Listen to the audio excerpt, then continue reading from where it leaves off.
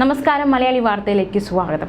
വ്യാജ സർട്ടിഫിക്കറ്റ് ഹാജരാക്കി സ്പേസ് പാർക്കിലെ ജോലി നേടിയെന്ന കേസിൽ സ്വപ്ന സുരേഷ് ഇന്നലെ കോടതിയിൽ ഹാജരായിരുന്നു.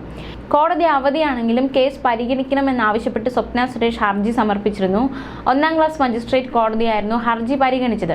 സ്പേസ് പാർക്കിലെ നിയമനത്തിനായി വ്യാജ ബിരുദ സർട്ടിഫിക്കറ്റ് നൽകിയെന്നാരോപിച്ച് കന്റോൺമെന്റ് പോലീസ് രജിസ്റ്റർ ചെയ്ത കേസിലായിരുന്നു സ്വപ്ന സുരേഷ് ഹാജരായത്. കേസിൽ സ്വപ്ന സുരേഷ് 1ാം പ്രതിയും പഞ്ചാബ് സ്വദേശി സച്ചിൻ ദാസ് 2ാം പ്രതിയുമാണ്. കേസിൽ പോലീസ് സമർപ്പിച്ച കുറ്റപത്രം കോടതി നേരത്തെ അംഗീകരിച്ചതാണ്. ഇലക്ഷന്റെ തലേ ദിവസം, അതായത് ഇന്നലെയാണ് സ്വപ്ന സുരേഷ് വഞ്ചിയൂർ കോടതിയിൽ എത്തിയത്. മാത്രമല്ല, അവിടെ എത്തിയ സ്വപ്ന സുരേഷ് മാധ്യമങ്ങൾക്ക് മുമ്പിൽ വലിയൊരു ബോംബ് കൂടി പൊട്ടിക്കുകയുണ്ടായി.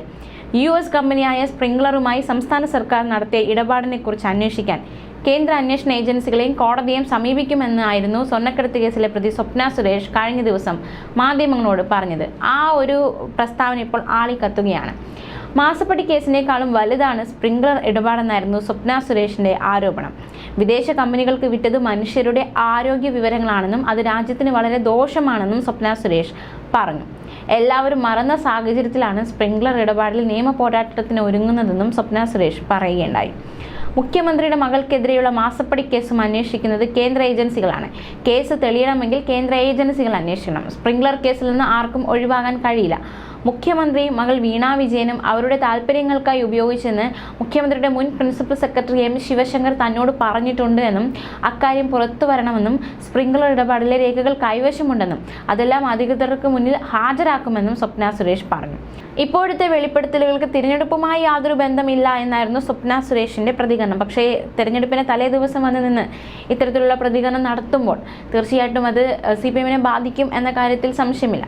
സ്പ്രിംഗ്ലർ ഇടപാടിൽ ഫോറിൻ എക്സ്ചേഞ്ച് ആക്ടിന്റെ ലംഘനം വരെ നടന്നിട്ടുണ്ടെന്ന് സ്വപ്നയുടെ വക്കീലും പ്രതികരിക്കുകയുണ്ടായി. വളരെ വലിയ തട്ടിപ്പാണ് നടന്നത്. കേന്ദ്ര ഏജൻസികൾക്ക് രേഖകൾ കൈമാറും, അതിനോടൊപ്പം കോടതിയെ സമീപിക്കുമെന്നും പിണറായി വിജയൻ ഭരിക്കുമ്പോൾ സംസ്ഥാന ഏജൻസികൾ അന്വേഷിച്ചിട്ട് കാര്യമില്ല എന്നും വക്കീൽ പ്രതികരിച്ചു. അതേസമയം സ്വർണ്ണക്കടത്ത് കേസ് പുറത്തു വന്നതിന് പിന്നാലെ സ്വപ്നയുടെ ബിരുദത്തെ സംബന്ധിച്ച് സംശയം തോന്നിയ സർക്കാർ ബിരുദം വ്യാജമാണോ എന്ന് അന്വേഷിക്കാൻ KSITL-നോട് ആവശ്യപ്പെടുകയായിരുന്നു. PricewaterhouseCoopers നൽകിയ ഉപകരാർ ഉപയോഗിച്ച് വിഷൻ ടെക്നോളജീസിന്റെ ജീവനക്കാരിയായിട്ടാണ് സ്വപ്ന സുരേഷ് KSITL-ൽ ജോലി ചെയ്തത്. ഡോക്ടർ ബാബേ സാഹേബ് അംബേദ്കർ ടെക്നോളജിക്കൽ യൂണിവേഴ്സിറ്റിയുടെ രജിസ്ട്രാർ ഇത്തരം ഒരു ഡിഗ്രി തങ്ങൾ നൽകിയിട്ടില്ലെന്ന് കന്റോൺമെന്റ് പോലീസിനെ ഇമെയിലിലൂടെ അറിയിച്ചിരുന്നു.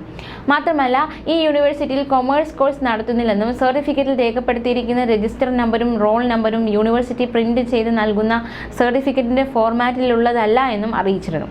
ഈ ഒരു കേസുമായി ബന്ധപ്പെട്ടാണ് സ്വപ്ന സുരേഷ് കഴിഞ്ഞ ദിവസം കോടതിയിൽ ഹാജരായത്. അതിന് പിന്നാലെയാണ് സ്പ്രിംഗ്ലർ എന്ന വലിയൊരു ബോംബ് പൊട്ടിച്ചിട്ട് സ്വപ്ന സുരേഷ് മടങ്ങിയത്.